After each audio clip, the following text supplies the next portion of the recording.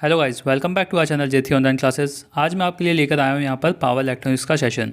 यहाँ पर हम डिस्कस करने वाले हैं कुछ बेहतरीन क्वेश्चंस जो आपको आपके आने वाले एग्जाम्स के अंदर काफ़ी हेल्पफुल रहने वाले हैं। अगर आपका मेरे साथ फर्स्ट इंटरेक्शन है तो पिछले वीडियोज़ को आप प्लेस में जाकर देख सकते हैं। और अगर अभी तक आपने सब्सक्राइब नहीं किया है तो वेट किस चीज़ का कर रहे हैं, जल्दी से सब्सक्राइब कीजिए ऐसे ही आगे नॉलेज गेन करने के लिए। तो चलिए शुरू करते हैं।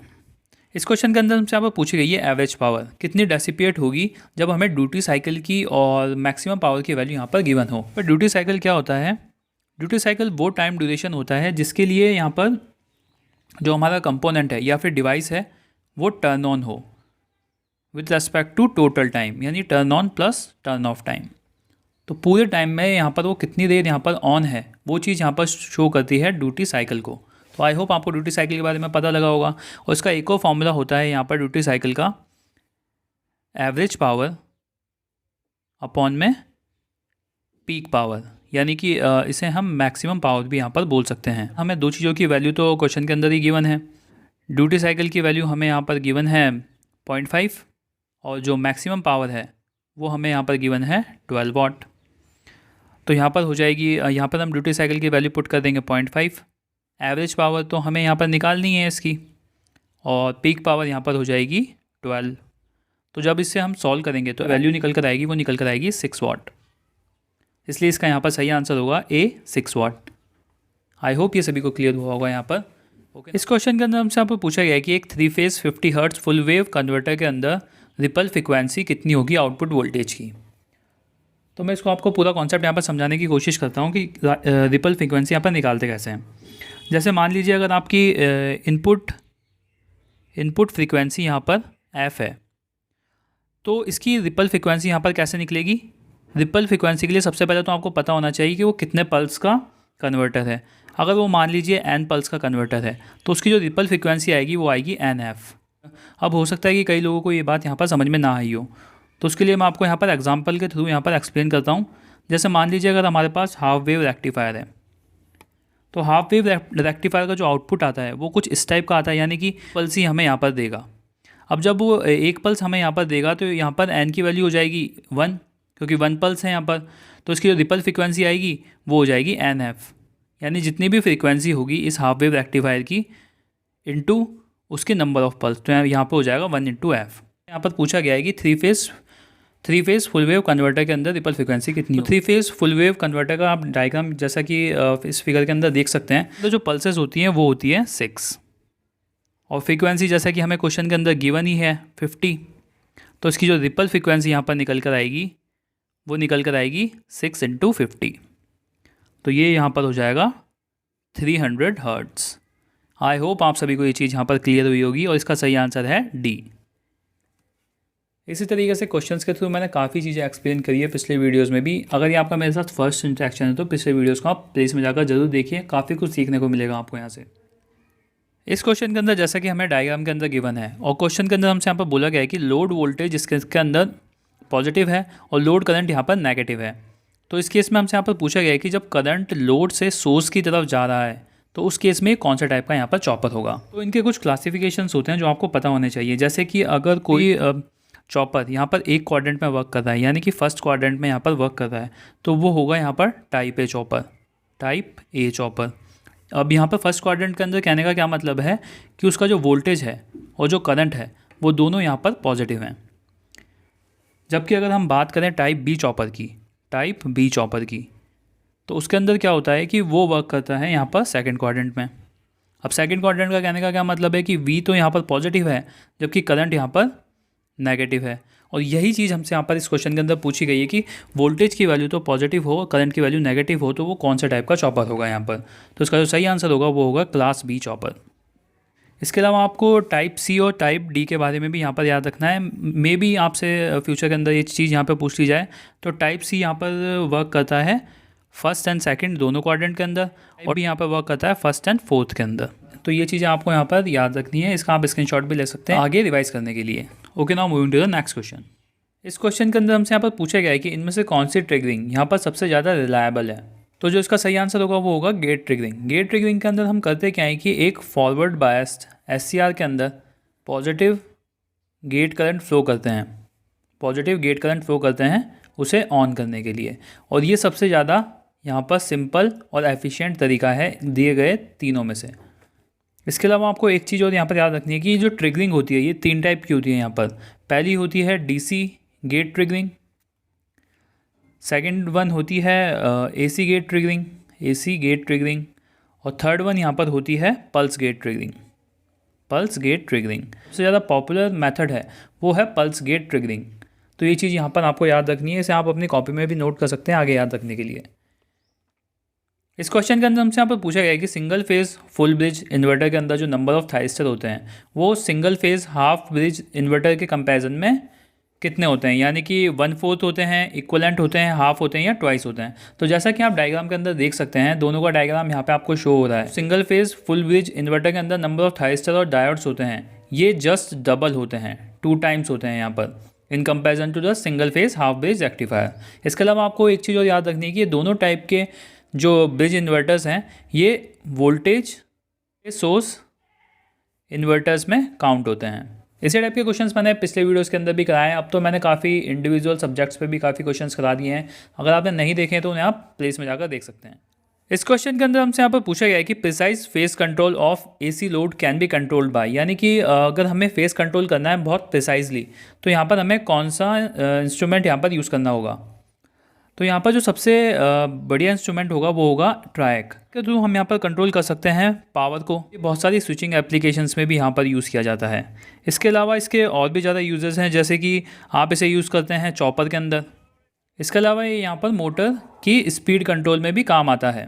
अब इसके अलावा आपको इसके अंदर थोड़ी सी एडिशनल इन्फॉर्मेशन है वो आपको यहाँ पर याद रखनी है। जैसा कि आप फिगर के अंदर देख सकते हैं, टाइप का इसका सिंबल और डायग्राम होता है, ये चीज़ आपको याद रखनी है। कई एग्जाम्स के अंदर ये क्वेश्चन वहाँ पर पुटअप हो जाते हैं, तो आपको ये चीज़ याद रखनी है। इसके अलावा आपको 2-3 बातें ट्रैक के बारे में और याद रखनी है कि ये पहली बात ये एक 4 लेयर डिवाइस है। इससे दूसरी चीज़ ये कि ये 3 टर्मिनल डिवाइस है और ये बाई डायरेक्शनल है। तो ये यहाँ पर ये जो 3 चीज़ें हैं ये तो आपको याद रहनी ही चाहिए एनी हाउ। इस क्वेश्चन के अंदर हमसे यहाँ पर पूछा गया है कि IGBT और BJT दोनों के अंदर कौन सी कैरेक्टरिस्टिक है जो सेम है। तो यहाँ पर मैं आपको पॉइंट टू पॉइंट कंपैरिजन करके यहाँ पर बताता हूँ। यहाँ पर हम लिखते हैं IGBT और यहाँ पर लिखते हैं BJT। तो सबसे पहला पॉइंट है कि ये दोनों बाईपोलर डिवाइस है, बाईपोलर। दूसरी चीज़ यहाँ पर ये आएगी कि इसका जो इनपुट इम्पिडेंस है IGBT का यहाँ पर इनपुट इम्पिडेंस यहाँ पर हाई है, जबकि BJT के केस में ये यहाँ पर होगा लो। वहीं जो IGBT है वो है यहाँ पर वोल्टेज कंट्रोल डिवाइस, जबकि BJT एक करंट कंट्रोल डिवाइस है। और फोर्थ पॉइंट जो सबसे इंपॉर्टेंट है यहाँ पर इस क्वेश्चन को लेके, ऑन स्टेट पावर लॉस होते हैं, ऑन स्टेट पावर लॉस, जिसे हम कह सकते हैं कि फॉरवर्ड वोल्टेज ड्रॉप्स जो होते हैं वो IGBT के अंदर होते हैं लो, और वहीं वो BJT के अंदर भी लो ही होते हैं। तो ये कॉमन कैरेक्टरिस्टिक है जो इस क्वेश्चन से रिलेटेड हमसे यहाँ पर पूछी गई है। तो इसके अंदर जो इसका सही आंसर होगा वो होगा A, low on state power losses. I hope आप सभी को ये चीज़ यहाँ पर समझ में आई होगी। अगर फिर भी आपका कोई डाउट रह जाता है तो उसे आप कमेंट सेक्शन के अंदर पूछ सकते हैं। ओके ना। इस क्वेश्चन के अंदर हमसे यहाँ पर पूछा गया कि इनमें से कौन सा ऑप्शन है जो चॉपर्स के रिगार्डिंग यहाँ पर इनकरेक्ट होगा। तो यहाँ पर जो ऑप्शंस दिए गए हैं जैसे कि parallel capacitor, turn off chopper, series turn off chopper, Morgan chopper और सीरीज SCR माइट भी कई लोगों ने ये नाम कभी सुने भी ना हो सकता है ऐसा। तो इसलिए मैं आपको पूरा क्लासिफिकेशन ही यहाँ पर डिस्क्राइब कर देता हूँ, इससे आपको आसानी होगी ये सब चीज़ें पहचानने में। आगे भी अगर आपसे ऐसे क्वेश्चंस पुटअप होंगे तो मेनली जो हम क्लासिफिकेशन करते हैं चॉपर का टाइप से किया जाता है, पहला DC चॉपर और दूसरा AC लिंक चॉपर। ये तो हो गए मेनली 2 पार्ट्स। अब इसके अंदर क्या होता है कि जो कम्यूटेशन होता है, तो यहाँ पर कम्यूटेशन के बेस पे भी यहाँ पर दो टाइप्स होते हैं। कम्यूटेशन के बेस पे भी यहाँ पर 2 टाइप्स होते हैं। पहला होता है यहाँ पर नेचुरल कम्यूटेटेड, यानी कि जिसका कम्यूटेशन नेचुरली हो। दूसरा होता है फोर्स कम्यूटेटेड। तो फोर्स कम्यूटेटेड के अंदर यहाँ पर इससे 2 टाइप्स होते हैं, पहला वोल्टेज कम्यूटेटेड और दूसरा करंट कम्यूटेटेड। जो यहाँ पर करंट कम्यूटेटेड चॉपर होता है, करंट कम्यूटेटेड चॉपर जो होता है उसे यहाँ पर जाना जाता है मॉर्गन चॉपर के नाम से, इसके अलावा जो वोल्टेज कम्यूटेटेड चॉपर होता है इसे यहाँ पर जाना जाता है सीरीज टर्न ऑफ चॉपर के नाम से, और parallel capacitor turn off chopper के नाम से। तो ये जो यहाँ पर पहला ऑप्शन है parallel capacitor turn off chopper, ये है वोल्टेज कम्यूटेटेड चॉपर यहाँ पर। इसी का जो दूसरा नाम है वो है सीरीज टर्न ऑफ चॉपर। तो ये दोनों तो एक के ही नाम हो गए यहाँ पर। और जो मॉर्गन चॉपर है ये यहाँ पर होता है करंट कम्यूटेटेड चॉपर। तो इसका जो सही आंसर होगा वो यहाँ पर होगा सीरीज SCR चॉपर। ये किसी भी चॉपर का यहाँ पर नाम नहीं होता है। और हमसे ये पूछा भी यहाँ पर यही गया था कि इनमें से कौन सा इनकरेक्ट है। तो आई होप आपको ये पूरा कॉन्सेप्ट यहाँ पर समझ में आया होगा। और इसी तरीके से मैंने पिछले वीडियोस में भी क्वेश्चंस के थ्रू काफ़ी कॉन्सेप्ट्स यहाँ पर क्लियर करे हैं।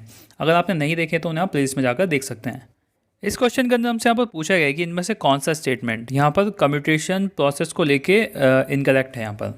तो फर्स्ट ऑफ ऑल तो आपको कम्यूटेशन पता होना चाहिए। कम्यूटेशन एक वो प्रोसेस होता है जिसके थ्रू हम यहाँ पर थायरिस्टर को टर्न ऑफ करते हैं।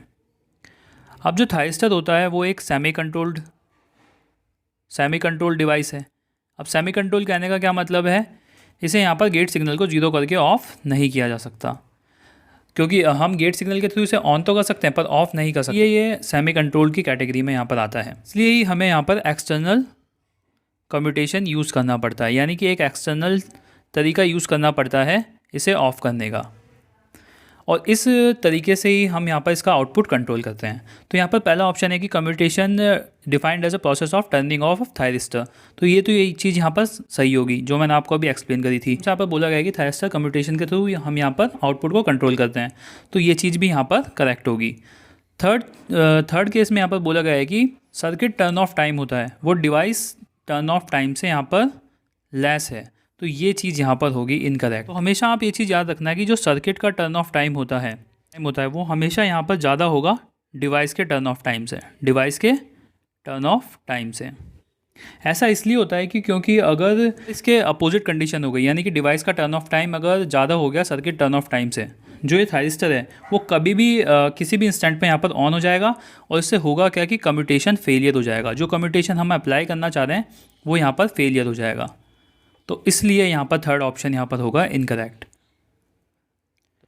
इस क्वेश्चन के अंदर हमसे यहाँ पर पूछा गया है कि इनमें से कौन सी डिवाइस है जो एक 2 टर्मिनल सेमीकंडक्टर डिवाइस है और जिसके अंदर 2 डायोड्स लगे होते हैं एंटी पैरेलल के अंदर।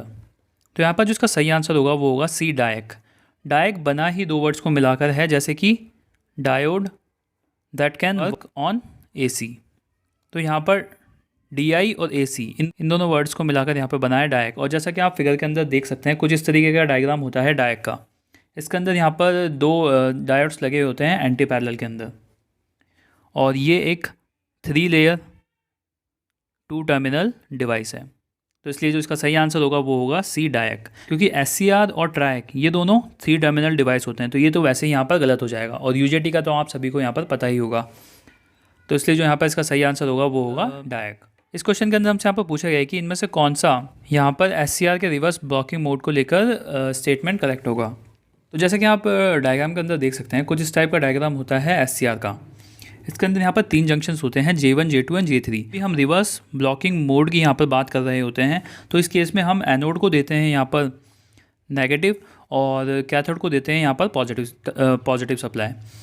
तो इससे होता क्या है कि यहाँ पर जो J1 और J3 होते हैं, J1 एंड J3 यहाँ पर हो जाते हैं रिवर्स बायस, जबकि J2 हो जाता है यहाँ पर फॉरवर्ड बायस। इस वजह से यहाँ पर मेजॉरिटी करंट तो यहाँ पर फ्लो करेगा नहीं, तो इसलिए यहाँ पर स्मॉल लीकेज करंट फ्लो करता है फ्रॉम कैथोड टू एनोड। इसलिए जो यहाँ पर इसका सही आंसर होगा वो होगा सी। आई होप आप सभी को ये चीज़ यहाँ पर क्लियर हुई होगी और अगर आपको इस वीडियो से कुछ सीखने को मिल रहा है तो प्लीज़ लाइक ज़रूर कर दीजिएगा। इस क्वेश्चन के अंदर हमसे यहाँ पर पूछा गया कि साइक्लो कन्वर्टर ड्राइव्स को नॉर्मली हम कहाँ पर यूज़ करते हैं। साइक्लो कन्वर्टर्स क्या होते हैं, ये एक डिवाइस है जो यहाँ पर इनपुट पावर की एक फ्रीक्वेंसी को दूसरी फ्रीक्वेंसी में यहाँ पर कन्वर्ट करते हैं। अब ये यहाँ पर हाई से लो भी हो सकता है, लो से हाई भी हो सकता है। तो इस बेस पे यहाँ पर इसके 2 टाइप हो जाएंगे, एक स्टेप अप और दूसरा स्टेप डाउन। पर दिक्कत क्या होती है कि जब हम स्टेप अप साइक्लो कन्वर्टर की बात करेंगे तो इस केस में हमें इसको ऑफ करने के लिए यहाँ पर फोर्स्ड कंप्यूटेशन का यूज़ करना होता है। यहाँ पर सर्किट हो जाता है बहुत ज़्यादा कॉम्प्लेक्स। तो इसलिए मेजॉरिटी ऑफ द केस में हम यहाँ पर स्टेप अप कन्वर्टर्स को यूज़ करते ही नहीं हैं। यहाँ पर हम यूज़ करते हैं स्टेप डाउन कन्वर्टर्स। नॉर्मली जो मेजॉरिटी के अंदर यूज़ होता है वो यूज़ होता है स्टेप डाउन साइक्लो कन्वर्टर। और स्टेप डाउन साइक्लो कन्वर्टर यहाँ पर जनरेट करता है लोअर फ्रिक्वेंसी, क्योंकि स्टेप डाउन के थ्रू ही हम यहाँ पर हायर फ्रिक्वेंसी की वैल्यूज़ को लोअर फ्रिक्वेंसी के अंदर कन्वर्ट करते हैं। तो इसलिए जो इसका सही आंसर होगा वो होगा सी, जनरेटिंग लो फ्रिक्वेंसीज। इस क्वेश्चन के अंदर हमसे यहाँ पर पूछा गया कि यूपीएस के अंदर इनमें से कौन से पार्ट्स होते हैं। तो यहाँ पर रेक्टिफायर इन्वर्टर्स तो उसके अंदर यूज़ ही किया जाता है। रेक्टिफायर के थ्रू हम यहाँ पर एसी को डीसी के अंदर कन्वर्ट करते हैं, जबकि इन्वर्टर के थ्रू हम यहाँ पर डीसी को एसी में कन्वर्ट करते हैं, डीसी को एसी में कन्वर्ट करते हैं। और रेक्टिफायर के थ्रू ही हम यहाँ पर रिचार्ज करते हैं बैटरीज को। तो ये दोनों तो इसके एसेंशियल पार्ट्स होंगे यहाँ पर। अब यहाँ पर बात आती है स्टैटिक स्विच की। स्टैटिक स्विच क्या करता है कि जब भी यहाँ पर कंपोनेंट का जब भी यहाँ पर फेलियर हो जाता है यूपीएस सिस्टम के अंदर, तो ये क्या करता है कि ये लोड को डायरेक्टली कनेक्ट कर देता है मेन सप्लाई से जो हमारे घर के अंदर आ रही है, और ये बाईपास कर देता है यहाँ पर पूरे सर्किट को जो बना होता है रेक्टिफायर इन्वर्टर्स बैटरी से। इससे यहाँ पर इसको कर देता है ये बाईपास। तो यहाँ पर ये तीनों ही कंपोनेंट यहाँ पर यूज़ होते हैं यूपीएस के अंदर। तो यहाँ पर इसका सही आंसर होगा वो होगा C, first, second and third. I hope आप सभी को ये चीज़ यहाँ पर समझ में आई होगी। Okay, now moving to the next question. इस क्वेश्चन के अंदर हमसे यहाँ पर पूछा गया कि इनमें से कौन सा यहाँ पर इन्वर्टर यूज़ किया जाता है क्वासी वेव इन्वर्टर के रूप में। क्वासी वेव इन्वर्टर के थ्रू जो वेवफॉर्म बनती है वो कुछ इस टाइप की बनती है, जैसा कि आप इस फिगर के अंदर यहाँ पर देख सकते हैं। और ये जनरेट होती है यहाँ पर मॉडिफाइड साइन वेव इन्वर्टर से। अब इसके अंदर होता क्या है कि ये इन्वर्टर जनरेट करता है एक सिग्नल जो ऑलमोस्ट इक्वल होता है साइन वेव के, पर ये साइन वेव यहाँ पर नहीं होता है, जैसा कि आप फिगर के अंदर देख सकते हैं। फेज शिफ्टिंग होने से पहले थोड़े बहुत पॉजेज लिए जाते हैं। ये स्क्वायर वेव की तरह नहीं होता कि सडनली यहाँ पर पोलरिटी चेंज हो जाए। इसका जो कंस्ट्रक्शन होता है वो थोड़ा सा यहाँ पर कॉम्प्लेक्स होता है स्क्वायर वेव के कंपैरिजन में। क्वासी वेव जनरेट करी जाती है यहाँ पर मॉडिफाइड साइन वेव जनरेटर से। इस क्वेश्चन के अंदर हमसे यहाँ पर पूछा गया है कि डायनेमिक इक्वलाइजिंग सर्किट जो यूज़ होता है सीरीज कनेक्टेड एससीआर्स के अंदर, तो उसके अंदर जो हम कैपेसिटर यूज़ करते हैं वो यहाँ पर किस पर बेस्ड होता है। तो अगर मैं आपको सिंपल लैंग्वेज में यहाँ पर समझाऊँ, तो जब हम सीरीज़ के अंदर कनेक्ट करते हैं बहुत सारे एससीआर्स को यहाँ पर, तो उसके अंदर होता क्या है कि जब भी हम उसके अंदर रिवर्स बायस को अप्लाई करते हैं, वहाँ पर जो वोल्टेज का डिस्ट्रीब्यूशन होता है, वोल्टेज का जो वहाँ पर डिस्ट्रीब्यूशन होता है वो वहाँ पर होता है अनइक्वल। अब वो होता किसके कारण है? वो होता है जो हम उसके अंदर कैपेसिटेंस यूज़ कर रहे हैं उसके कारण, और उस कैपेसिटेंस को यहाँ पर जाना जाता है सेल्फ कैपेसिटेंस के नाम से। तो अब हमें करना क्या होता है, सेल्फ कैपेसिटेंस की वैल्यू है वो हर एससीआर के लिए यहाँ पर सेम रखनी होगी, तभी हमारे पास रिवर्स बायस के अंदर जो वोल्टेज शेयरिंग होगी वो यहाँ पर इक्वल मिल पाएगी। जैसे कि आप डायग्राम के अंदर देख सकते हैं, कुछ इस टाइप का सर्किट्स हम यहाँ पर यूज़ करते हैं डायनेमिक इक्वलाइजिंग सर्किट्स के अंदर। तो यहाँ पर जो आरसी और सी का जो कॉम्बिनेशन है उसे यहाँ पर जाना जाता है डायनेमिक इक्वलाइजिंग सर्किट के रूप में।